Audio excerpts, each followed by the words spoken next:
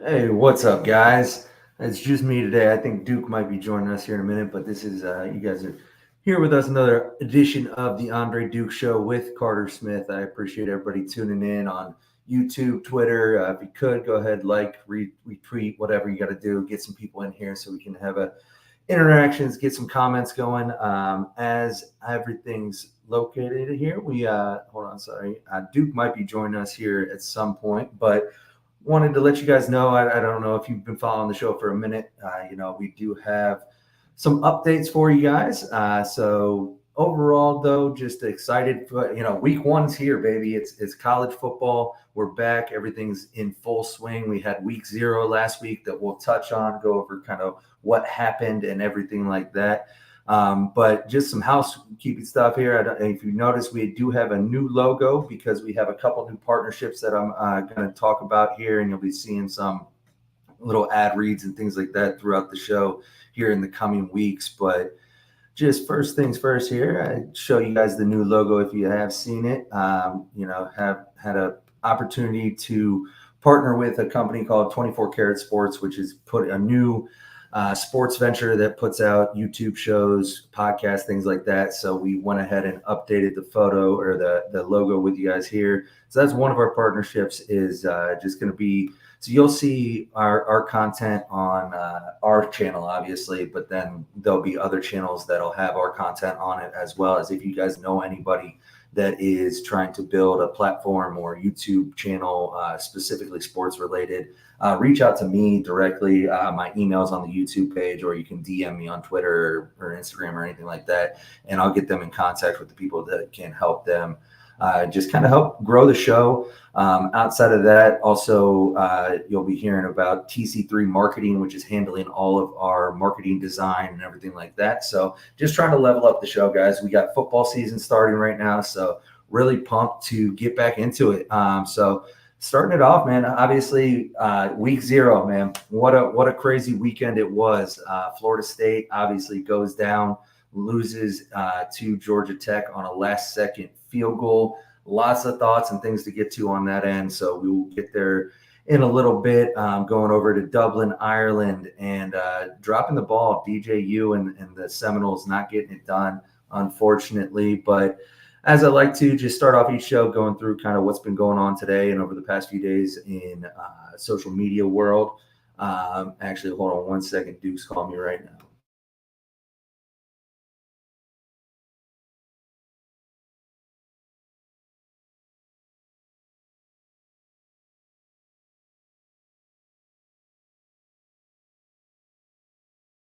Sorry about that. Duke's having some issues with his computer. He's trying to get on, but he'll be on here in a second.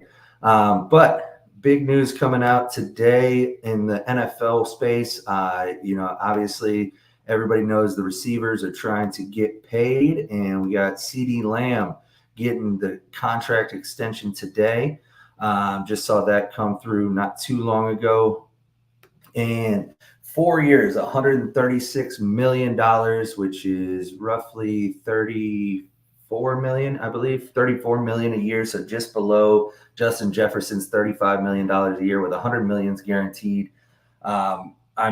Huge. It's huge money, man. And it just goes back to Jamar Chase and what he's asking of the Cincinnati Bengals.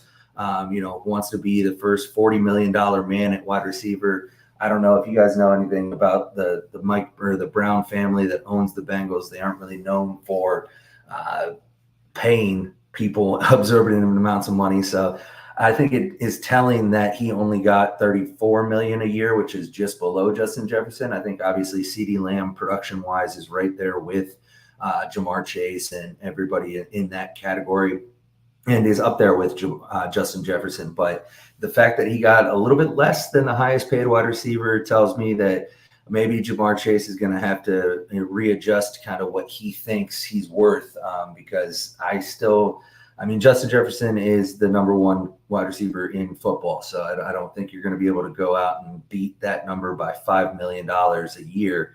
But we'll see. It's exciting time for wide receivers. They're getting paid. Meanwhile, running backs can't catch a dollar. Outside of that, also have some update on the Browns and Nick Chubb. So Nick Chubb will miss the first 4 games of the season at least. So he's going to be on the physically unable to perform list, the PUP list. Which means he absolutely cannot play in those first 4 weeks. Now, it doesn't mean that he's back after that. So he could stay on the PUP list for a while and be there.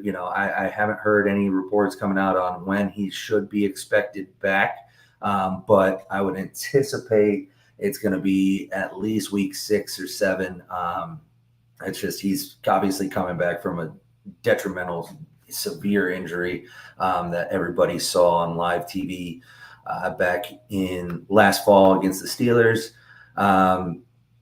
Really looking forward to getting him back. The Browns need him, man. The Browns have looked a little lost during the preseason. You had my boy Jameis Winston go out there, and he looked pretty good on the opening drive Saturday night, which, by the way, playing an NFL preseason game at 10 p.m. Eastern is just fucking ridiculous. I don't care what is going on. Like, I understand it's in Seattle, but they don't play regular games at 10 p.m. in Seattle, like whenever. Like, they always are 4 o'clock games, right? Or 7 o'clock games. But having that on, and I get it's preseason, so they don't really care about the viewers, but absolutely snaps. Severe injury again, and it's the same knee. So he's had that same knee reconstructed 2 different times throughout his career, once at Georgia, once in Cleveland.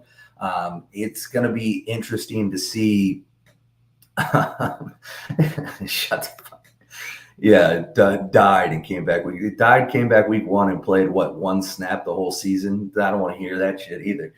But anyways, so Browns need him back. Running game has not been ideal without him. Jerome Ford's taken most of the snaps, with also Pierre Strong, I believe, is the other guy that is getting some play there. Moving into some college football stuff, I thought this was funny. So if anybody knows me, they know my love for Clemson and Dabo Swinney. I'm being sarcastic there. But Dabo, back in whatever month it was, he does a weekly or monthly show on one of the radio stations or TV stations down in South Carolina. And he took calls during the show. And so callers would call in, and I believe it was Tyler from Spartansburg called in and really just laid into him. And Dabo got a little in his feels about it. And so it came out today that Dabo is no longer accepting calls from random callers on his show. And it's funny because you think of everything that would kill Dabo. It's the fact that they lost 4 ACC games last year. They haven't been to the playoffs since COVID. They haven't really adapted anything that is what the portal, transfer portal, NIL, all that stuff. They're getting transfers from high school, is what he said.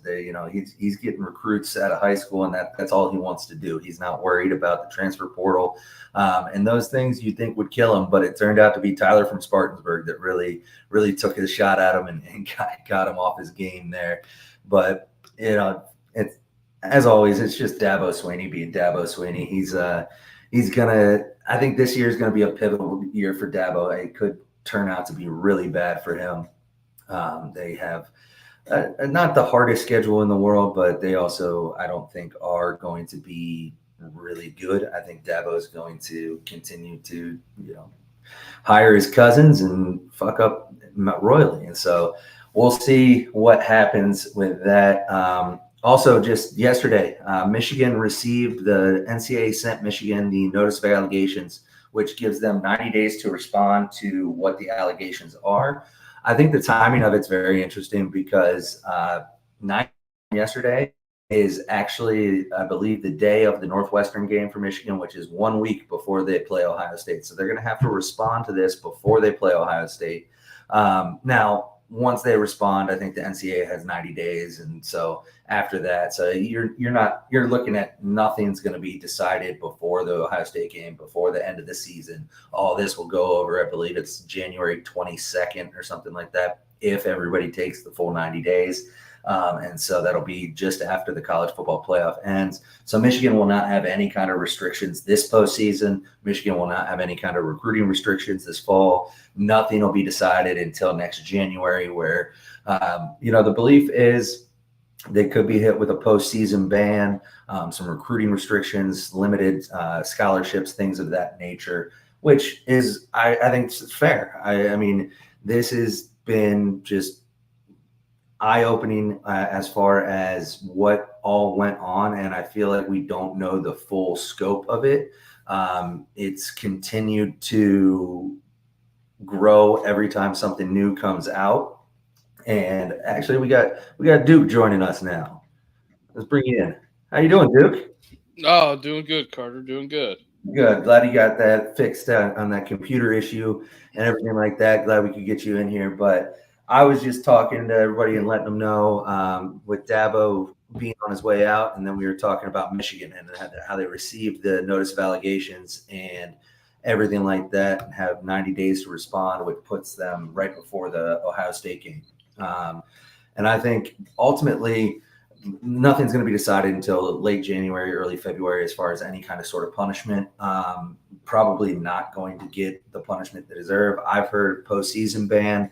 I love Michigan fans that tell me that they're going to receive a postseason ban but not vacate any wins. We've talked about it on the show before. That's literally never happened in the history of the NCAA. They've given out 156 postseason bans, and they've vacated wins 156 of those times. So if you get a postseason ban, you're going to vacate some wins. That's just the way that it works out. Well, for the people out there, Mentor and Partridge have separated themselves from everybody else, which is a huge issue because they are accepting the punishment. And I'm going to go out on a limb and say that they are most likely cooperating. Yeah, absolutely. I did see that too. That it's they've kind of just accepted whatever the punishment is and what the punishment has been. And so if there is cooperation from any of those players and things like that, or I mean coaches, that could be a really bad deal for the coaches that choose not to cooperate, because that's when you get an issue of, I mean, it's the same reason the mafia, would kill guys that would talk. If you talk, you're going to get everybody else in trouble. So go serve your sentence, be a good boy, don't say anything. Well, if they're cooperating, then that's a bad issue for everybody else. Right. I think it's because Mentor is a young guy. He's late 30s, wants to still coach football in college if it doesn't work out in the NFL, and it limits his options because he's not guaranteed when Yeah. Harbaugh leaves. Yeah, absolutely. I mean, the younger guys are obviously looking out for their future because they still need a career. Like, Jim Harbaugh doesn't need to coach football anymore. He's made millions and millions of dollars. He could Urban Meyer it up and get the hell out of there and never coach again. He'd be fine. And he kind of did that, except for he took $15 million a year to go to the NFL, and he doesn't have to deal with the NCAA ever again. So, yeah, this is the last, best, and final for Jim Harbaugh. Now, guys like Mentor, the troubling thing for me is when you take somebody like Sharon Moore, early 40s guy, has 20, 30 years maybe in the profession, and you risked everything mm-hmm. and you got your first major job. In the way it's sounding, you may not even coach a game. Yep. And you threw your whole career away for, everything that was going on with Harbaugh. You threw your whole career away.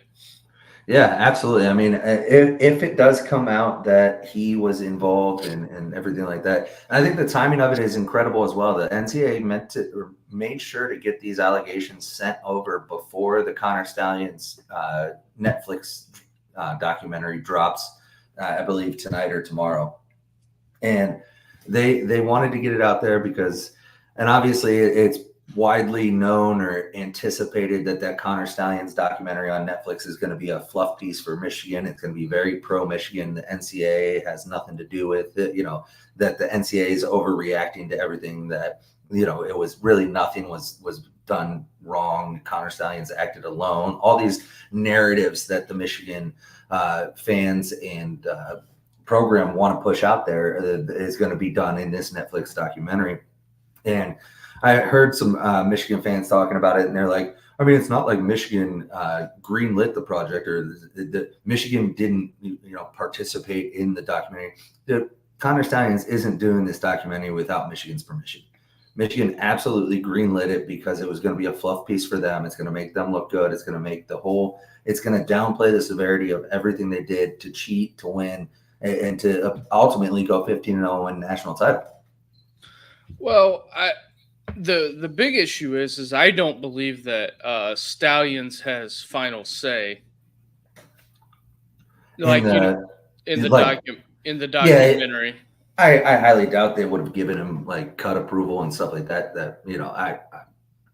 I mean, maybe, but if it's anything like the other sports documentaries that Netflix has done, the Untold series or whatever it's called, it's going to be absolutely one-sided and pretty unbearable. I watched the Johnny Manziel one, which was just an hour and a half or 2 hours of Johnny Manziel telling you how cool he was in college and how much fun he had and how he changed, but then it cuts to him doing the same shit all over again. It's like, okay.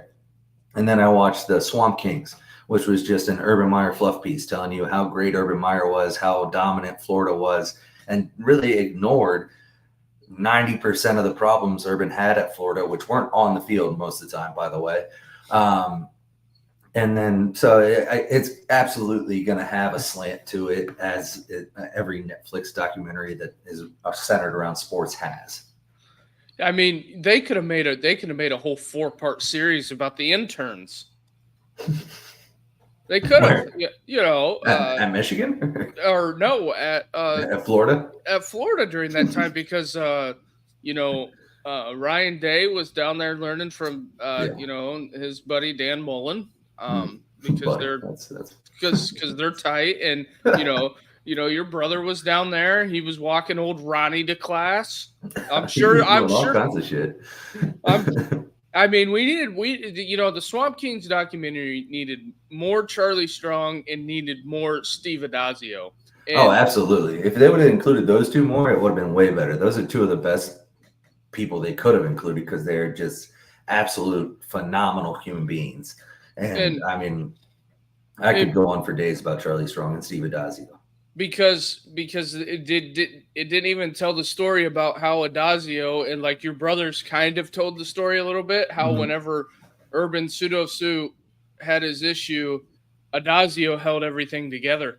Oh yeah, absolutely. And that's why Addazio was the interim head coach, because he was, and obviously Mullen had left by that point, or else Mullen probably would have been. But Addazio was the offensive coordinator and everything like that. Addazio was phenomenal at what he was. He was a great offensive line coach, a decent offensive coordinator. I think he could have been a really good head coach. He just kind of got bounced around from Temple to Boston College and didn't really get a good opportunity, I don't think, or he didn't put himself in a good opportunity. But regardless, that whole thing could be I'll tell you what it needed.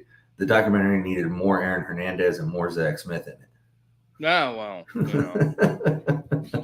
and you had, the Pouncey twins were there. There's Riley a lot. Cooper. Yeah, Riley Cooper. Yeah, Riley Cooper. He was a good wide receiver. Yeah, he was a receiver. But anyways, there is one more thing that pertains to Michigan that I wanted to bring up. I don't know. I think I sent this to you, but former Michigan offensive lineman, and I believe he's currently at Austin Peay as the O-line coach or offensive coordinator, was arrested for being a Michigan man, just doing what Michigan men do, and that was human trafficking. Patrick Kugler, who played for I believe it was the end of the Brady Hoke era and 1 year for Jim Harbaugh. I believe that's right. He was an all Big Ten offensive lineman, ended up getting into coaching. He was arrested for human trafficking charges, apparently something with sexual servitude. I mean, it's a bad look. It's not even a bad look. It's a terrible thing. And and I just think it's interesting. This is the second person in the past 12 months that has been associated with the University of Michigan at some point in time. He was an offensive lineman there. He was a graduate assistant there. And then obviously Weiss, the other associate of the program, got picked up for child pornography issues. And it's like, what are you guys doing up there in Ann Arbor, man? You guys just sexual deviance. And do not forget the Walmart Wolverine himself, Alex Ude. Yes, that's right. Alex Ude got not picked up, but got blasted on social media for trying to meet up with a 13-year-old girl. I mean, it's just I don't know what's in the water up in Ann Arbor. I know it's in the water in Flint, so maybe they're drinking that Flint water and it's got them all messed up. I don't know. Well, just a lot of creepiness going on up there. Mm-hmm. A lot of as it's like Steve Adazio says, those aren't guys being dudes; those are guys being creeps. Yeah, right. Absolutely, but that's what's going on across social media today. Before we hop into it, Duke, I know we got kind of discombobulated today, but how's your week going, man? Everything's going well. How was your weekend, I guess? Well, the weekend was great. Now, last night not so much, but yeah, we had you doing all right? Yeah, I'm a little sore from yesterday, but we got that taken care of, and you go to get on, and then your internet doesn't work, so it's going whole lot of issues. Yeah, starting off the week strong. But anyways, I touched on it a little bit. Obviously, week 0 was this weekend. How much football did you consume? I consumed. I watched Florida State, Georgia Tech, which that was kind of a stinker, and then. I watched the second half of SMU Nevada, just the second half. Montana State and New Mexico, not much of a needle mover for me. Yeah. I watched a little bit of the Florida A&M game, but ultimately it came down to there was one game that everybody wanted to watch this weekend, and that was over in Dublin, Ireland. They had the Guinness flowing. I saw everybody drinking the Guinness out there and probably behind the scenes doing some Irish car bombs and taking shots at Jameson and everything like that. But Florida State traveled out across the pond to Dublin, Ireland to take on the Georgia Tech Yellow Jackets. And the Ramblin' Wreck got it done, man. They ended up winning 24-21 to start the season off 1-0. And take the top 10 ranked Florida State Seminoles and put them, into a frenzy already. Week 1, they're already behind the 8 ball. Obviously, still a lot of football left to play. A lot of big games coming up for Florida State. But when you looked at that game, man, what was the first thing that really stuck out to you? One of the things that it was pointed out on. And I didn't even go back and look at this at the time or think about it. Siski and McCready pointed out, Georgia Tech led the ACC in rushing last year. Mm-hmm. And they came in to the game and ran it down Florida State's throat. And everybody forgets they ran for like 240 yards against Georgia last year. Mm-hmm. Yeah, I mean that was the run. Obviously, the run game was huge for Georgia Tech. The thing that jumped out to me, and I was reminded of it early in the game, was this Georgia Tech team ranked 7th in the nation in returning production. So obviously, Florida State lost a lot of production in Keon Coleman and Johnny Wilson, but. The receivers just weren't there. And then obviously losing Jordan Travis, you hope DJU would step in and be Jordan Travis 2.0. But the thing that jumped off the tape to me when I watched the game, and I've watched it a couple times now, is Georgia Tech absolutely dominated Florida State on the line of scrimmage.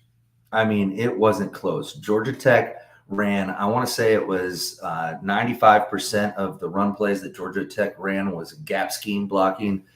Which I think most people understand gap scheme versus zone scheme. Gap scheme, you're running downhill, you're moving, you're going forward. Zone scheme, you're more moving side to side and trying to block a zone as opposed to keep to the next level and things like that. And so zone schemes are a lot about making a cut and trying to find a crease, where a gap scheme is just more downhill, fucking punch you in the mouth type of running. And so Georgia Tech absolutely dominated both lines of scrimmage. They held Florida State to 98 yards rushing on the game, so under 100 yards rushing for Florida State. And they also ran on the offensive side for 190 yards. So to me, that was where the difference in the game was. Georgia Tech dominating both lines of scrimmage really protected them from any sort of big plays and things like that. I was shocked. I expected a much better effort from Florida State's defense, specifically the defensive line, which I've been being told all offseason is a top 5 defensive line in the nation, if not the nation's best defensive line.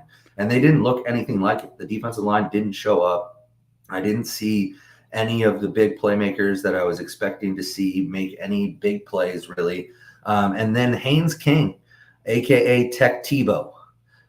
I mean, he went out there and he was efficient. He only passed for 146 yards, but he also ran for 54. But I just like the way he's carried himself out there. You could tell the offense really responded to his leadership out there on the field. And he went out there and he got the job done, man. He took it to Florida State and really never looked back. After the first quarter, I was so I didn't get to watch the first quarter live. I was at my daughter's soccer game, which shout out to you soccer. If you ever schedule a soccer game at 1:00 on the opening weekend of college football again, I might just not go.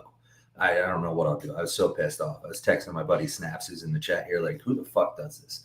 But outside of that, got back. I watched the first quarter. I rewatched the game and then looked at the film.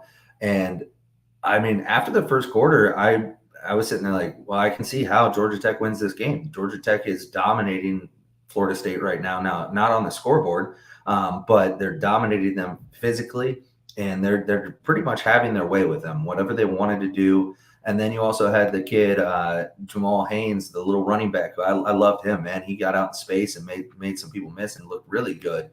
On the other side, Florida State just didn't look that good. I mean, outside of the line of scrimmage, DJU looked bad. He was inaccurate, inconsistent. At one point, I think end of the first half or early in the first half or late in the first half, I mean, he had an air yards average of so air yards is how far the ball travels in the air.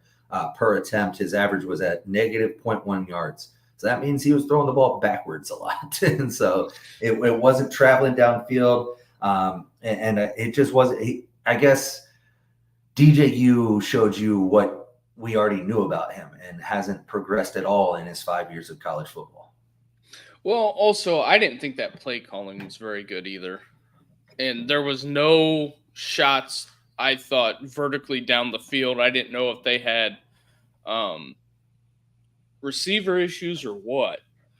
Yeah, I mean, I agree, and I talked with a few people, and I know that Florida State's offensive coordinator was suspended one game, not at. Although I believe Norvell calls the plays normally, anyways, so I don't know if that would have changed the play calling that much. I mean, maybe having his eyes and his brain on the sidelines or up in the box would have helped Norvell call different plays. I don't know. But yeah, the receiver position is a huge problem for Florida State. I mean, they obviously lost, like I said, Keon Coleman and Johnny Wilson, who were two highly productive, very good wide receivers. And the problem is the high school recruiting doesn't seem to be there for Florida State. They're consistently relying on the transfer portal to go get guys, and it's just not worked so far. I mean, it worked last year great until Travis got hurt. But this year, DJU doesn't seem like he's the guy. They went out, they got Malik Benson out of Alabama, the wide receiver, and he was non-existent on Saturday for the most part. So the wide receiver is a huge question mark. We've talked about it all offseason about Notre Dame. My problem with that is when you're at Notre Dame, you're in South Bend, Indiana. I understand how you can't get wide receivers, but you're in Tallahassee, Florida. There are 17 million wide receivers walking around that state that could come out and play tomorrow. And you can't go out and recruit some high school kids to come play receiver at Florida State, one of the most storied programs in the state of Florida. I don't understand it. Yeah, I think this might be Norvell's step back here. I was in on DJU.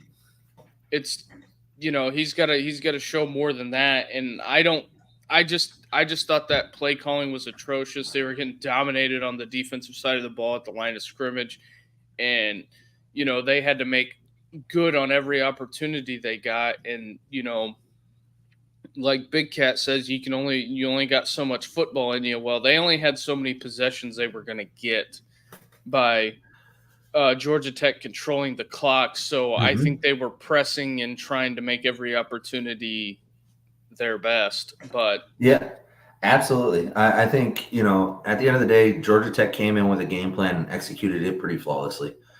They were planning to run the football. They did that. They ran for 246 yards or something like that, or 190 yards, I believe. And then they came in, they wanted to control the clock. They wanted to limit big plays. They did everything they needed to do to go out there and win the game, which is why they did, right? The kicking game was excellent for both schools. I mean, that kid, Florida State kicker hit like a 59-yarder at the end of the half to tie it up. It was incredible. And then the Georgia Tech guy goes out and hits like a 51-yarder himself. I mean, the kicking game was perfect. When I looked at this game, when you see an upset like this, unranked upsets number 10, you look at the game stats and everything like that, you expect to see a glaring stat or a glaring issue that it's like, oh, okay, that makes sense. That's how they're able to do it, right? So the first thing I look at is turnovers. Obviously, turning the football over is going to lead to losses. And neither team turned the ball over. So Florida State didn't have like 4 turnovers. It didn't have this sloppy game where they went out and they they were the better team, but they got beat because of mistakes with the ball or mental mistakes. Florida State only had 1 penalty the entire game. So they weren't making a bunch of mental mistakes, getting penalties, taking away chunk yardage plays or anything like that. So really it wasn't a fluke. Georgia Tech went out and imposed their will on Florida State and beat them straight up. I mean, that's all it was. And to me, that's a problem for Mike Norvell because his schedule gets a little easier, but he's still got to face some pretty tough competition the rest of this year. And we'll talk about Georgia Tech in a second because I think they might be better than everybody was giving them credit for. But it was an eye-opening week 1. Obviously, it's just week 1, so you don't want to overreact as everybody does automatically. But you don't want to be Chris Drew over here running to place futures bets on Georgia Tech winning the ACC. Well, the thing that's going to kill Florida State with that is that if they only lose that game or one more game, they could be 10-2, but one of your losses could be 5-7 Georgia Tech. Yeah. I mean, it could be. You look at Georgia Tech's schedule. I think they got a decent chance to go like 9-3 and be a decent team and a ranked team. So at least it'll be a ranked loss at the end of the year. But I think the problem with Florida State is if you don't win some of these big games, you do go 10-2. You're on the outside looking in from a playoff standpoint. And they proved that last year. They went 13-0 and still were on the outside looking in. So here's a curveball for you. I don't know how much of the SMU Nevada game you watched, but who had a more disappointing performance on Saturday, SMU or Florida State? Although SMU got the win, but they were beat for 3.5 quarters. Yeah. I mean, I think it has to be Florida State just because of the expectations and the playoff implications that loss might have. I think everybody expected Florida State to go out and win that game at least, if not win it in kind of a dominating fashion. I think everybody had high hopes and higher expectations for SMU as well, but they're just on a different level. Florida State's supposed to be a national championship contender, and they go out there and lose to an unranked Georgia Tech team and looked pretty bad doing it. Yeah, I mean they got pushed around bad on defense. Yeah. And now, on the other side though, so what's fun, and we'll jump into some Notre Dame stuff here in a minute, but what's interesting about this is you just saw 2 future opponents for Notre Dame play each other. On one hand, you're feeling pretty good about the Florida State matchup now because my concern going into that was Florida State having better skill players specifically at receiver. Well, they didn't look like they did, that's for sure. And then my other concern was Florida State having an elite defensive line going up against this offensive line that we're going to talk about later at Notre Dame. Well, their defensive line didn't look that elite either. So you have to feel good about that matchup after this. Obviously, long ways away, lots can happen. There's going to be development. Teams are going to get better. Teams are going to get injured, things like that. On the other side, I'm a little more concerned about the Georgia Tech game now. Yeah, with that being a neutral site in Atlanta. In Atlanta, and especially if they're good, that place it's pretty much a home game. Yeah, absolutely. It's going to be basically, I mean, the good thing is Notre Dame travels wherever they are because the fan base is so large and it's national, it's not regional. So there'll be a good amount of Notre Dame fans, but it's absolutely going to be a home game for Georgia Tech, I believe.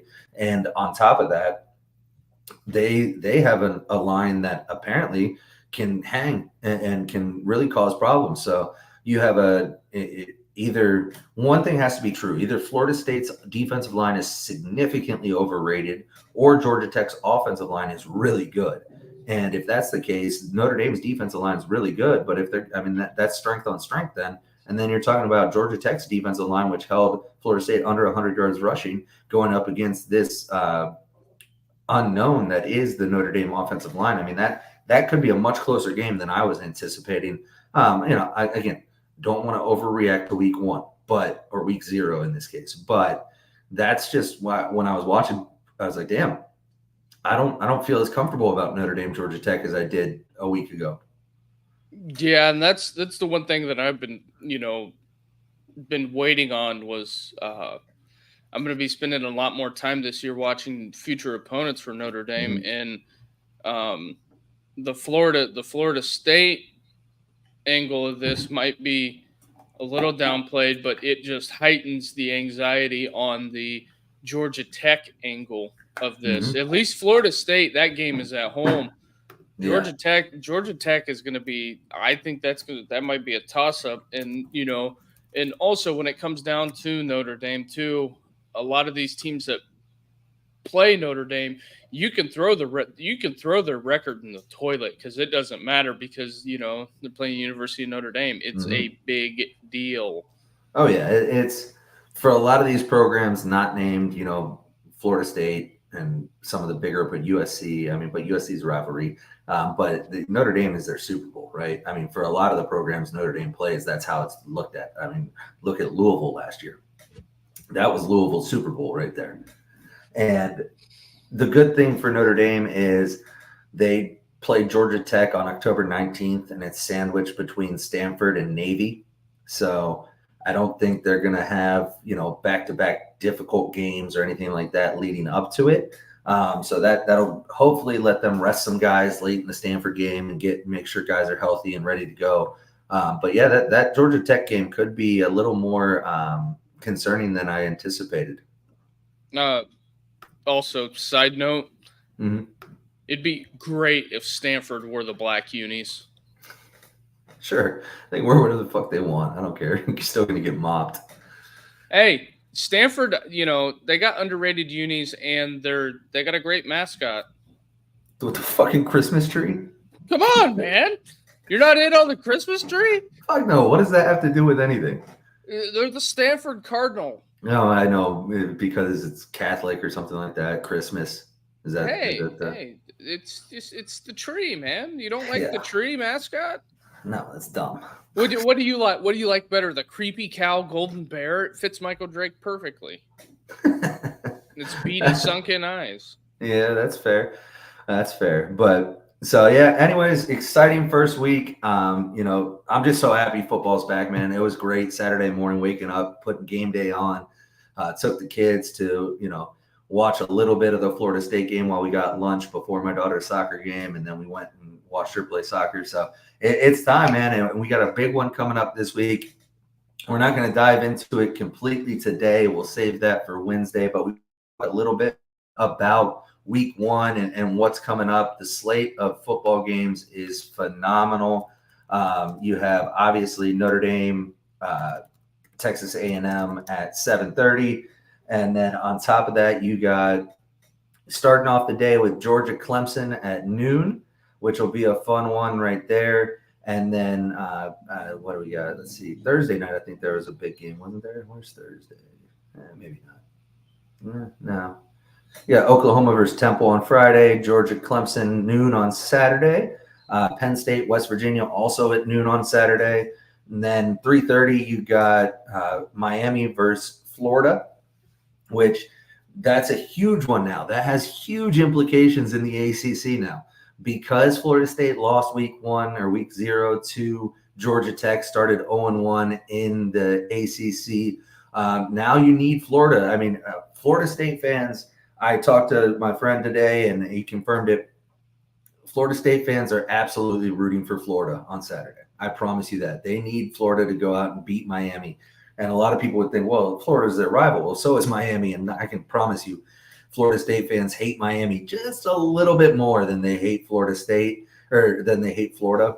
And especially now that they're already 0-1, they need Miami to start 0-1 just to get back on kind of even footing. Obviously, it's not a conference loss, but at least a loss would help.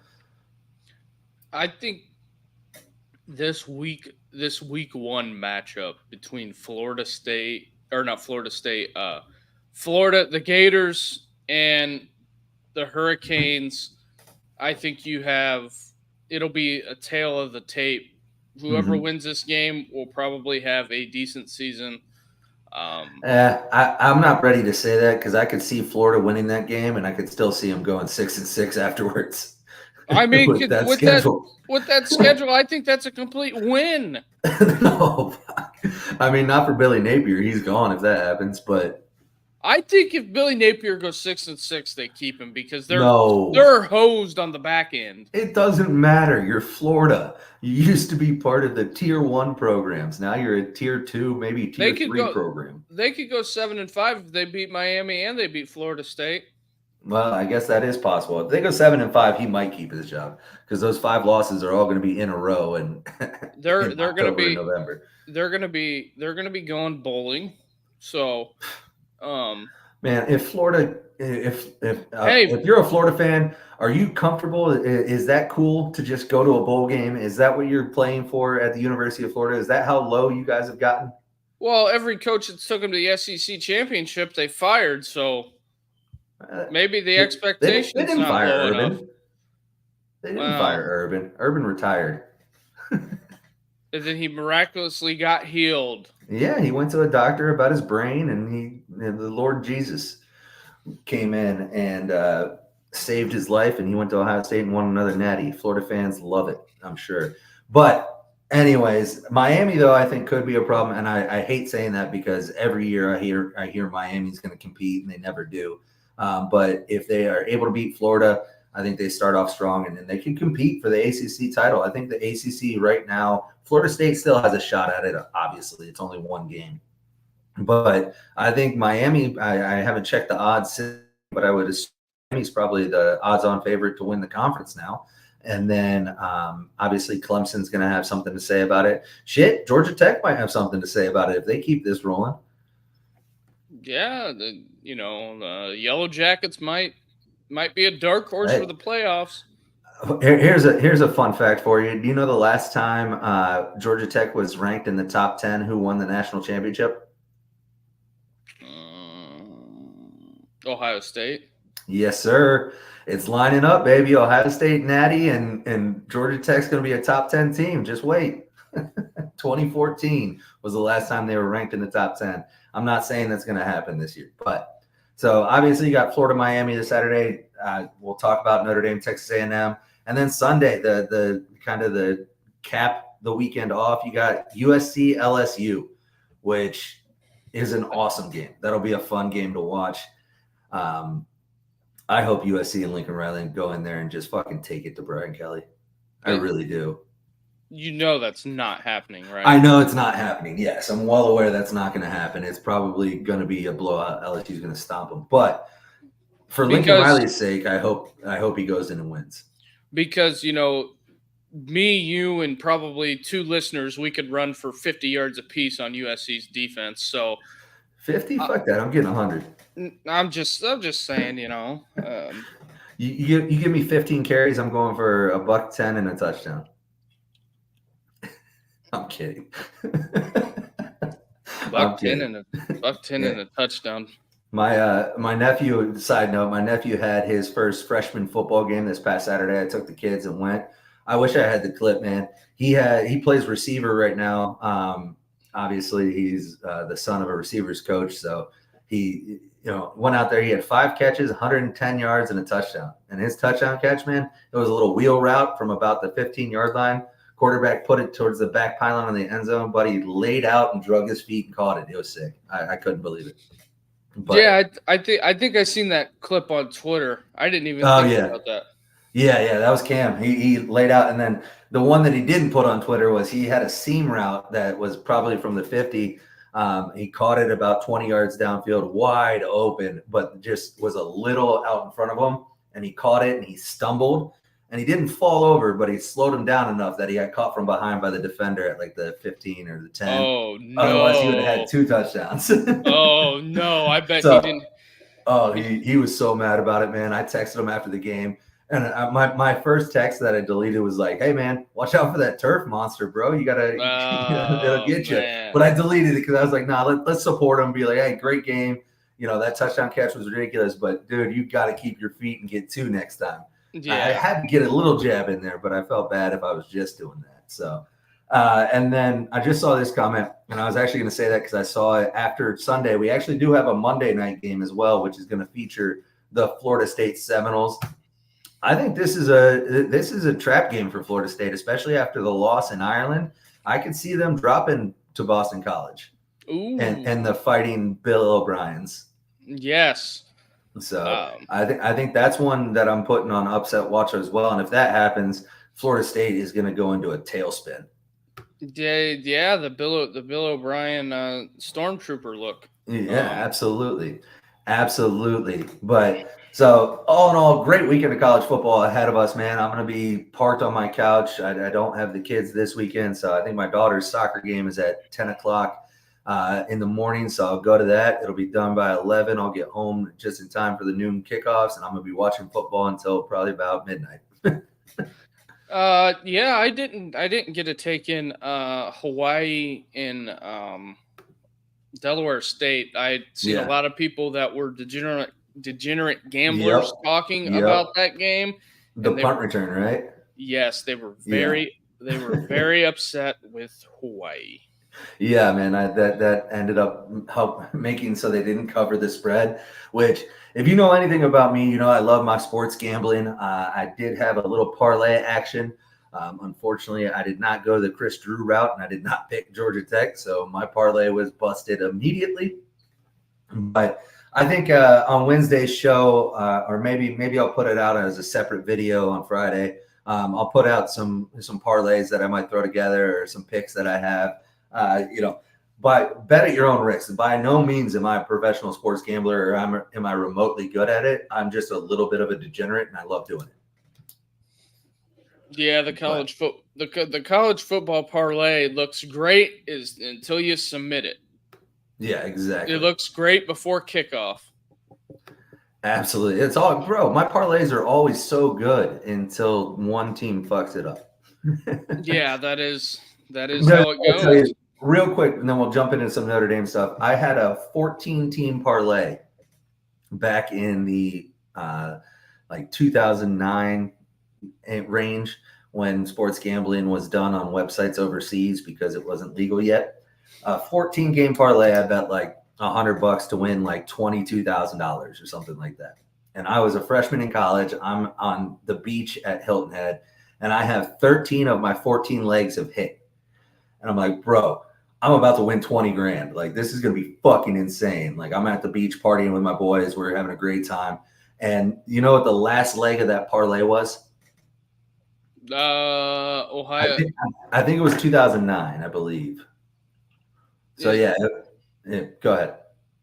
Probably something with Ohio State, maybe. Yeah, Ohio State, Terrell Pryor, number 2 team in the country, going into West Lafayette, Indiana, to face the Purdue Boilermakers. All I needed, I didn't even need them to beat the spread. I didn't need them to do anything. I just needed them to beat Purdue.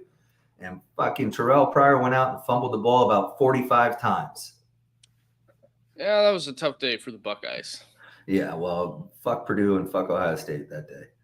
No. But Anyways, so I don't know if you saw this. We'll get into some Notre Dame stuff. Marcus Freeman had his press conference today. We'll talk about some of the things he mentioned.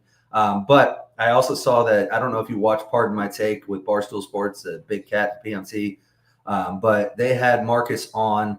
I want to say, I mean, obviously he wasn't on today, but they released it last night or today or something like that.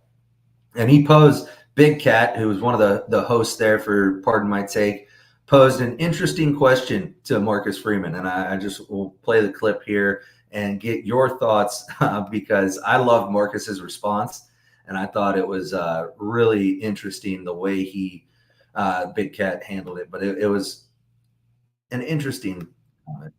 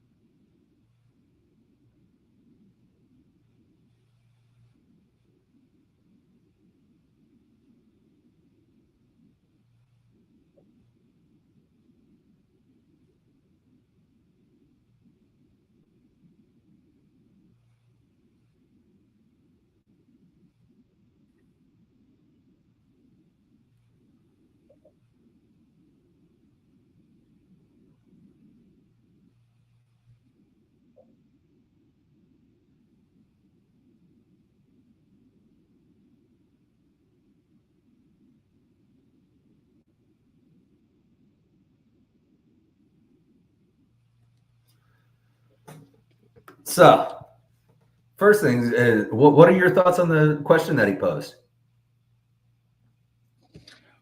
Well, I'm not a big proponent of going for two. Mm-hmm. I just do not like going for two, and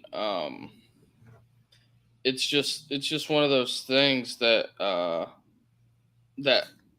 I'm just not a big fan. I'm Yeah. not a So yeah, my opinion on it. I mean, I agree with Marcus Freeman in this situation. I think ultimately, it's a, you can say statistically you'll get it one of the two times. I mean, yes, technically, if your success rate with a certain play on 2 point conversions is over 50%, if you try it twice, you should go 1 for 2. Yes. However, statistics isn't done on a 2 play sample size, right? no. So normally it's over the course of a year, you're over 50%. That doesn't mean every time you run it, every 2 times you run it, you got one. You can go 4, 5, 6 times without getting one, and then go 4, 5, 6 times in a row getting it.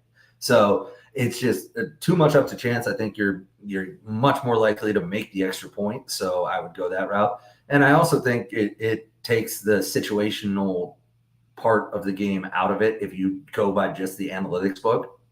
If you're Notre Dame and you're playing a home game at night against Florida State and you've been dominating the game, but they just got a couple lucky bounces, some turnovers, whatever it might be, well, I'm feeling real comfortable going into overtime. We've been able to move the ball. We have the home field advantage. I'll take it into overtime. If I'm on the road at Texas A&M and we're down one with a few seconds left and I don't want to go into overtime because my defense hasn't been able to stop Texas A&M. Texas A&M's defense has had success against our offensive line. Well, then I might go for two because I just need one play. But I think ultimately Marcus Freeman has the right outlook on it as being a head coach. You can't go by the book every time. I love that he's not just an analytics guy, right? Because I think that's taking a lot of the game of football out of it and making it all just numbers and taking away part of what makes football great.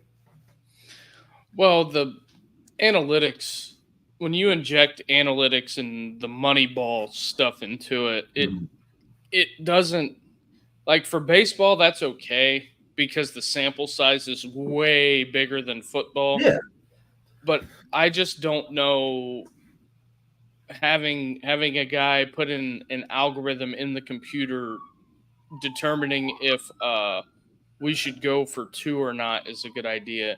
Now, if I got somebody like Cam Newton standing in my backfield, Mhm. yeah, I'm gonna go for 2 because I'm pretty confident Cam can get Yeah. me 2.5 yards. But if you got Kyle McCord back there and you're trying to run a QB power, probably not so much with No. Vanilla Vic, but No, absolutely, absolutely. So I just thought that was interesting. The one thing he didn't seem to understand it at first. I'm glad that he figured it out when he was talking about onside kicks and stuff. And I was like, oh man, that's not at all, has nothing to do with what he's talking about. But I'm glad he got on the right page. But Marcus, like I said, talked to the press today. Notre Dame released their depth chart for week 1. Some of the notable things that I saw. So you're all linemen. You're starting offensive line for week 1. At right tackle, you have junior Emil Wagner. Right guard, junior Billy Schruth. Center, junior Ashton Cray. Left guard, you're going to have sophomore Sam Pendleton. And then left tackle, that position, replacing Joe Alt and replacing Charles Jagasaw, who's injured. You're going to have true freshman Anthony Knapp at that position. I know we talked about it last week when they were talking that Knapp and Pendleton might start, but they were exploring the idea of starting somebody with more experience, at least for the Texas A&M game because of the environment. Freeman was asked about that, and he said basically that Pendleton and Knapp have been working tirelessly and consistently doing the job you are expected to do over and over and over. That's the reason why the staff is confident in them to get the start. Outside of that, and we'll get back to the O-line in a second, but outside of that, wide receiver, you have Bo Collins or Jaden Thomas, Jaden Greathouse or Jaden Harrison, Jordan Faison or Chris Mitchell as your starting receivers. So they went with the or there and listed 6 on the 2 deep. So basically what that means is all 6 of those guys are going to see the field. You're going to get all kinds of different combinations of personnel. I think Bo Collins has to stand up and be a wide receiver 1 if this wide receiver unit is going to be anything special. And I think Chris Mitchell has to be an excellent slot receiver. Otherwise, I mean, we know what Jordan Faison is. He's a good possession wide receiver. He's a good slot wide receiver. But they need more of a playmaker at that position like a Chris Mitchell. So, and then the only other one was we talked about it again. I mentioned last week that I thought this was going to happen. And the boundary safety is going to be the sophomore, Adon Schuler.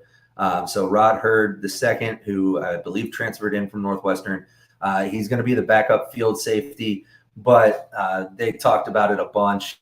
He's going to be field at multiple different positions as well. So not a whole lot of news there. Good to know who the linemen are going to be.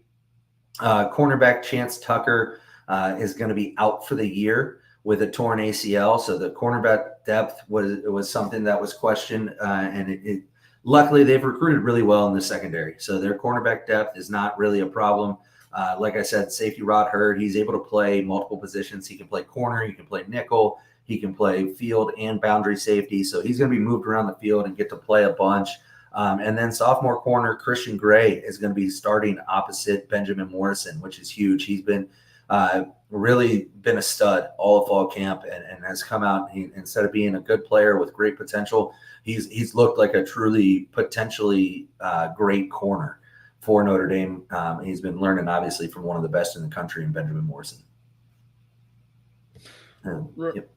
Right on. That just, the injury bug is, we got to get away from the injury bug. I know that you got to practice and you got to play. It's just that I just hope it's something that does not mount through, that keeps going on throughout the season. Yeah, and Marcus touched on that. He actually, when you look at as far as concussions, sprains, strains, normal fall camp injuries, this has actually been one of the healthiest fall camps Notre Dame has had in the last 15 years. So obviously there's a couple big season-ending injuries in Chance Tucker and Charles Jagsaw, who will be out for the year with a torn pec and an ACL, which you never want to see that. But unfortunately, that's part of the game and part of college football and part of fall camp. You're going to lose some people. But outside of that, they've been pretty healthy through fall camp. And the recruiting they haven't had the recruiting success on the national level as far as like top 5 classes go, but the recruiting's done a good job where they have a lot more depth at a lot of different positions. You're going to see 5 or 6 linebackers play every single day. You're going to see a rotation of 6 wide receivers, 7 wide receivers. You're going to see corners 4 deep that are going to be playing consistently. Defensive line as well. So they have a lot of depth, especially on the defensive side of the ball. And it's nice. You lose, All-American left tackle who's the top 5 pick in the draft. And then the guy who is the bona fide next starter in line gets hurt. And they have 2 left tackles now that they feel very confident being able to play in the freshman Anthony Knack and then Parker or Baker as well. But outside of that, the other thing we talked about last week was the captains. And I know I went on a little bit of a rant about the fact that Riley Leonard was the only offensive captain. And Marcus Freeman addressed that today, said that the 5 captains were selected by a team vote, which is great. That's how I would do it if I was a coach. I wouldn't just select the guys myself. But of the 5 captains, obviously they were the 5 highest vote getters, so they got to be the captains. However, there were 16 guys in the locker room that got more than 1 vote. And Marcus is kind of funny. He said, if you only get 1 vote, we don't count it because you probably voted for yourself. But if you get more than 1 vote, that means somebody else sees you as a leader in the locker room too. So they had a bunch of guys get multiple votes. And after the 5 that were actually selected captains, the next 6 players with the highest vote count total were all offensive players, and they all received anywhere from the upper teens to 25 votes for captain.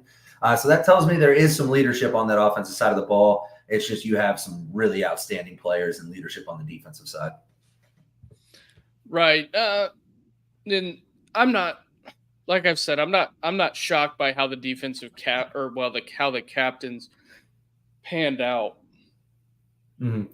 I wasn't shocked. I was just, you would hope for more offensive presence is all I was saying. And it seems like they were right there. They just were a little outside the top 5. But all in all, I mean, Notre Dame's ready. Fall camp's over. It's game week. They're excited to get into preparation for Texas A&M. The depth chart's set. Everything you've worked for the past 300 days or however long it's been since their last game. Everything that this team has worked for in the offseason, it's time now. You're getting one of your 12 guaranteed chances to play this game this week.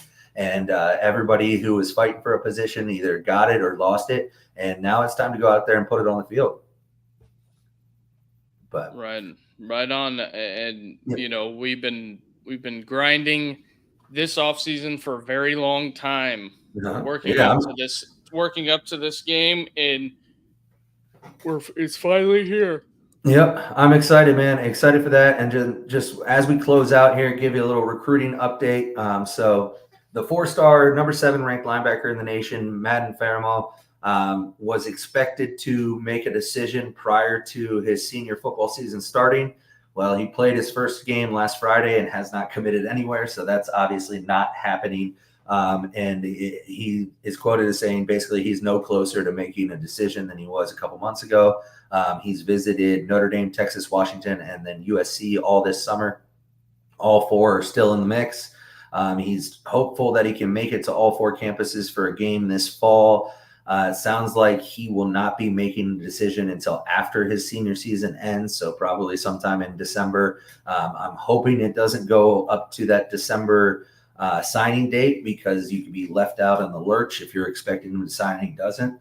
Good news for Notre Dame fans is On3 currently has Notre Dame at a 96% of the crystal balls, so it looks like he is at least leaning Notre Dame from what the experts think. And then after the Derek Meadows debacle and not landing a wide receiver, Notre Dame has offered 3-star wide receiver Jace Brown, who's currently committed to UCLA. He came out and said it's a huge offer for him to get. Obviously, that's Notre Dame. But that you're replacing a 5-star kid with a 3-star kid outside the top 150 wide receivers in the country. So it's not going to fill the hole in the recruiting class that Derek Meadows left, but they are attempting to go out and get some at least depth pieces at that position. Yep. We'll see the recruiting for the 2025 class rolling into the fall is going to be interesting. Yeah, absolutely. And obviously, no news still on Deuce Knight, so that's good news for Notre Dame fans. It looks like he's going to take his commitment into the first weekend of college football. I know he will be at the Auburn game on Saturday.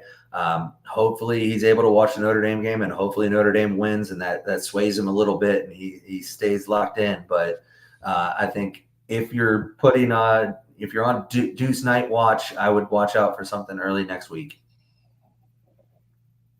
100%, and I would. I'm still sticking with my initial projection. I think Yeah. Ole Miss is in the lead, but we'll see. But absolutely. Well, anyways, I appreciate everybody that tuned in. And do us a favor, if you're on YouTube, go like the show. Make sure you're subscribed to the podcast. Trying to get this blown up as we rebrand and get some exciting partnerships and exciting opportunities for us. We will be going live Mondays and Wednesdays, usually around 7:00. This Wednesday, I think we're doing more like 5:30 because my dad is flying into Columbus for the weekend for the golf outing that we have going on Friday, as well as the first weekend of college football. So I have to pick him up from the airport at like 7. So we'll be going a little early this Wednesday, but then look out too, because we just put out a video today on the YouTube channel as well. There's going to be some extra content that's pushed out that is not live streams and things like that, as well as our Twitter spaces. But make sure you like and subscribe on YouTube. If you're on Twitter, make sure you get over to YouTube and do that as well, because there is some YouTube exclusive content that is not going to be available on Twitter and on TikTok and those things. Right on. Everything Carter said, hit the like and subscribe. And everybody, thanks for watching tonight. And tell us where you're watching from. Leave a comment where you're watching from. I'd be curious to see that. But with that being said, anything else, Carter? No, that's it, man. I appreciate everybody tuning in, and we'll be back on Wednesday for a breakdown of the Texas A&M game and kind of what we expect, and get ready, man. It's here. All right, everybody, have a good night.